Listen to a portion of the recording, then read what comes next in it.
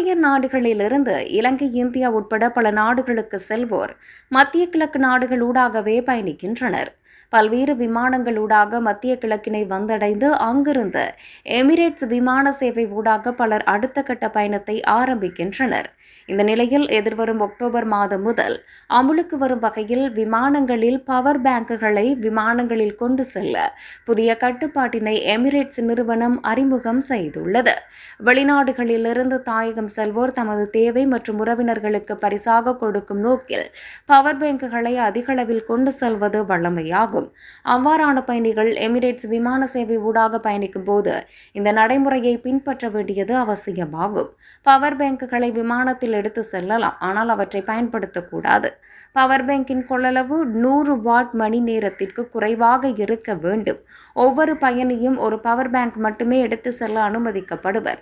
Power bank பற்றிய தகவல் தெளிவாக அச்சிடப்பட்டிருக்க வேண்டும்.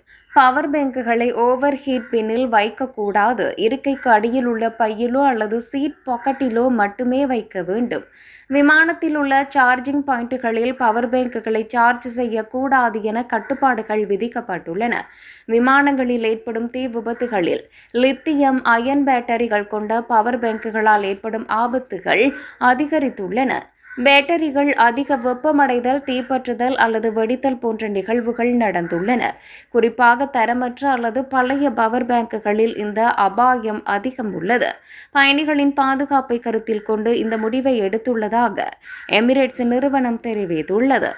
விமானங்களில் ஏற்படும் இதுபோன்ற தீ விபத்துகளை தடுக்க சிங்கப்பூர் ஏர்லைன்ஸ், பசிபிக், கொரியன் ஏர் போன்ற பல விமான நிறுவனங்களும் ஏற்கனவே இதுபோன்ற கட்டுப்பாடுகளை விதித்துள்ளமை குறிப்பிடத்தக்கது.